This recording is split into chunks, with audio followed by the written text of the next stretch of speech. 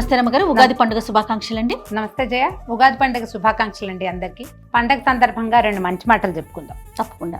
క్రోధినామ సంవత్సరంలో నుంచి విశ్వావసులోకి వస్తున్నాం. అవును రమ్మగారు. అయితే ప్రతి సంవత్సరము మనం ఏంటి న్యూ ఇయర్ రిజల్యూషన్ అనుకుంటాం కదా. న్యూ ఇయర్ రిజల్యూషన్ మనం January 1st చెప్పుకుంటాం. ఉగాది పండగకి ఎందుకు రిజల్యూషన్ తీసుకోకూడదు? మనం తీసుకోవచ్చు కదా. ఖచ్చితంగా హెల్దీగా ఉండాలి, హెల్దీ ఫుడ్స్ తినాలి, బయట తినద్దు, ఏదైనా ఇంట్లో చేసుకుందాం. బోళ్ళన్ని కుకరీ ఛానల్స్ ఉన్నాయి, మేము కూడా 300కి పైగా వంటలు చేసాం. ఏవో ఒకటి చూసి ఎంతో కొంత కొంచెమైనా అప్పుడప్పుడు అయినా ఇంట్లోనే చేసుకుంటూ, ఇంట్లో ఫుడ్డే బెస్ట్ ఫుడ్ ఎప్పుడు కూడా. అవును, జాగ్రత్తగా హెల్త్ని మెయింటైన్ చేయడానికి అవసరమైన అన్ని రకాల సాధనాలని వాడుకోండి.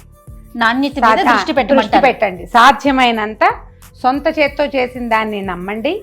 మంచి పేరెన్నికగన్న వస్తువుల్ని జాగ్రత్తగా వాడుకుని ఆరోగ్యాన్ని కాపాడుకోండి. అయితే మనం ఏం చేద్దాం, మినపప్పుతో చక్రాలు చేద్దాం జయ.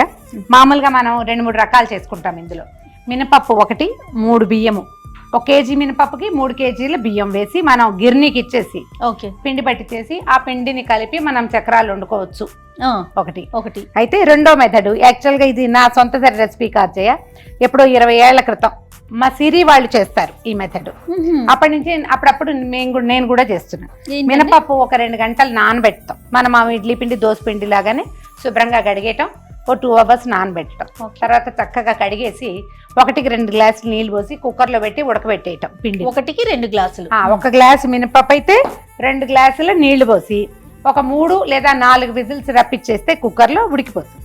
నీరు కొంచెం సెపరేట్ చేసి ఆ పప్పుని గ్రైండ్ చేసేద్దాం. ఆ పిండి, ఆ ముద్దలో మనం బియ్య పిండి కలుపుకుని చక్రాలు వండుకుంటాం. భలే బాగా వస్తాయి, ఎంత మృదువుగా వస్తాయో. ఈజీ ప్రాసెస్ అండి. మినపప్పు మంచి క్వాలిటీ ఉన్న మినపప్పు తీసుకోండి. ఇందులో ఒకవేళ గుళ్ళు లేకపోతే మన దగ్గర చాయ్ పప్పు ఉందనుకో, అదైనా చేసుకోవచ్చు. పొట్టు మినపప్పుతో ఇదంతా బాగుండదండి, అందంగా రాదు.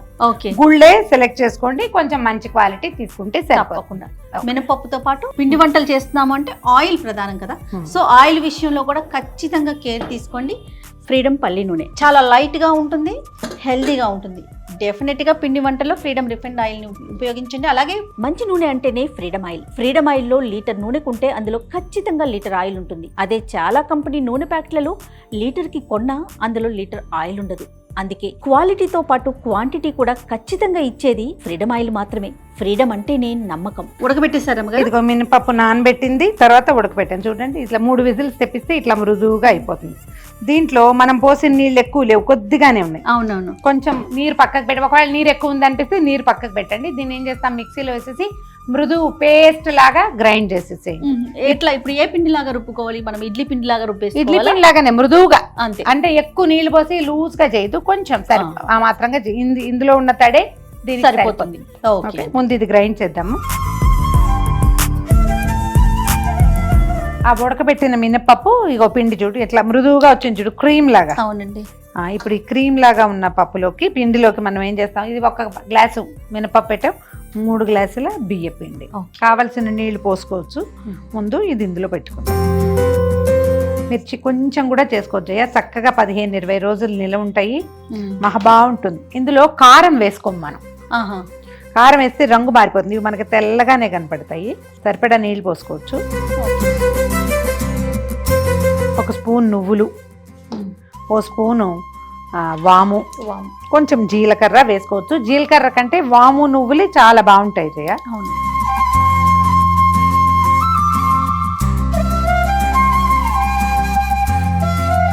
ఇప్పుడు దీనికి సరిపడా ఉప్పు కూడా వేసేసి, శనగపిండితో ఇలాంటివి చేసుకునేటప్పుడు మనం కొంచెం ఇంగు వేస్తాం. అవి నూనె ఒక 50 గ్రామ్స్ అట్లా నూనె కాచి, ఆ కాగిన నూనె దీంట్లో పోసుకోండి. పోసేసి ఏమది బాగా గుల్లబారి బాగా వస్తాయి ఇట్లా నూనె కనుక వేసుకుంటే. అవునవును. పిండి వంటలు దేంట్లో అయినా నూనె కాసుకొని కలుపుకుంటే బాగుంటాయి కదా. వెన్న వేసుకోవచ్చు. అయితే ఇలాంటి వాటికి కాగిన నూనె అయితే బాగుంటుంది. కొద్దిగా నీళ్ళు పోయి పిండి ఇగో ఇంత మృదువుగా కలుపుకోవాలి. దీన్ని టంగురాముడిలా చేసామనుకో రాళ్లల్లే వస్తాయి. అందుకని కలిపిన తర్వాత ఇప్పుడు మనకు ఒకవేళ ఉడకబెట్టిన నీళ్ళల్లో మిగిలిన నీళ్లు, ఆ నీళ్లు కూడా పోసేసుకోండి, ఏం పర్వాలేదు.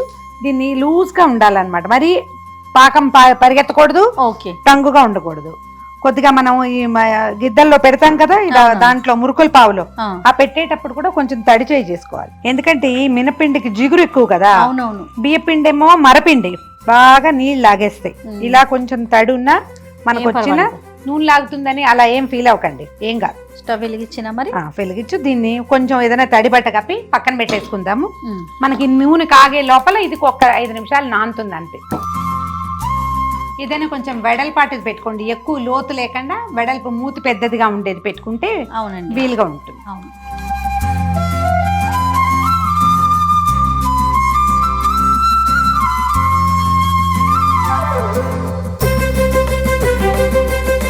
కొంచెం రిఫైండ్ ఆయిల్ అయితే మనకి ఇలా పిండి పదార్థాలు పిండి వంటలకి బాగుంటుంది కదా రమ్మగారు. వాసన బాగుంటుంది, అంటే ఎక్కువ వేరే వాసన రాకుండా ఉంటుంది కదా, నూనె వాసన రాకుండా. అవును.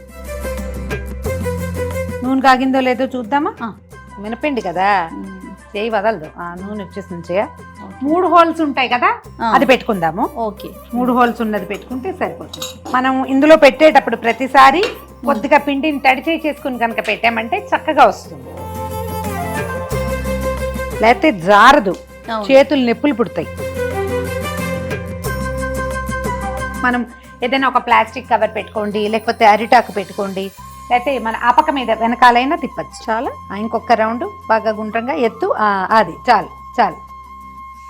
ఒకటి టకటక ఒక 3-4 పిండేసి ఇలా వేయటం భయం అయితే కనుక దాన్ని తిరగేయండి ఒకసారి. ఓకే, దీని మీద వేయమంటారు. దాని మీద వేసి నూనెలో కొంచెం ఉండు, ఈ వాయి అయిపోయాక అప్పుడు తెద్దాం. ఓకే. కొంచెం సిమ్లో ఉంచండి. ఉమ్, ఈ నూనె ఈ బుడగలు తగ్గేదాకా ఆగండి, ఓకే. తర్వాత తిప్పండి. మధ్యలో కదిపామంటే శుద్ధ ముద్ద అయిపోతాయి. కొంచెం ఇందులో పిండి పెడతారు. పెడతాం. ఇంకొకటి కూడా పడుతుంది, ఫస్ట్ టైం కదా 4 వేసాం. చూడు, ఈ నురుగు తగ్గాక అప్పుడు మనం దాన్ని తిప్పుకోవాలి పక్కకి. మీకు ఇవి కారం కూడా కావాలి అని భావిస్తే కనుక పచ్చిమిరపకాయలు బాగా మెత్తగా గ్రైండ్ చేసేసేయండి, తొక్కులు ఉండకూడదు. ఉమ్, అది కలిపితే బాగా వస్తుంది ఒకవేళ కావాలంటే. అసలు ఇవే మృదువుగా ఉంటాయి, బాగుంటాయి. తెల్లగా ఉంటేనే అందంగా కూడా ఉంటాయి. చాలు, కాపీగా వేగనివ్వాలి. ఆ నురుగు మొత్తం పోయాక తీసేసేయచ్చు. ఒకళ్ళం కూడా చేసుకోవచ్చు నిదానంగా, కొద్దిగా చేసుకుంటాం అంతే. ఇవి చూడు తెల్లగానే ఉన్నాయి. అవునవును. ఇవి బాగా చల్లారాక మీరు డబ్బాలో కనుక పెట్టుకుంటే 15-20 డేస్ ఇదే ఫ్రెష్నెస్ తోటి ఉంటాయి. రుచి చాలా బాగుంటుంది. ఇక వేగిపోయినట్టున్నాయి చూడు. తీసేను. ఏదైనా ఒక వేడలపాటి పళ్ళెంలో టిష్యూ పేపర్ వేసేసి ఆరనివ్వండి. బాగా చల్లారిపోయాక లోపల పెట్టుకోండి డబ్బాలు. ఇలా కూడా చేసుకోవచ్చు. మీరు అలా వేయలేము అని అనుకుంటే కనుక ఇది ఇట్లా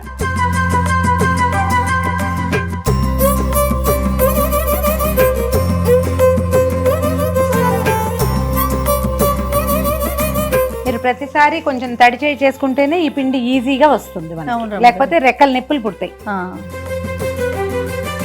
ఇలా నురుగు తగ్గాక నిదానంగా తిరగేసేయండి. చూడు, ఒకటి చల్లారిందేమో ఎలా వచ్చిందో విరకొట్టి. చాలా బాగా వచ్చింది అమ్మగారు. Hi, wow, super. కరకరలాడుతుంది సౌండ్ చూడండి. మనం కాగిన నూనె పోయటము ఒకటి, అవును, దానివల్ల బాగా వస్తాయి. కాగిన నూనె పోస్తే చక్కగా వస్తాయి.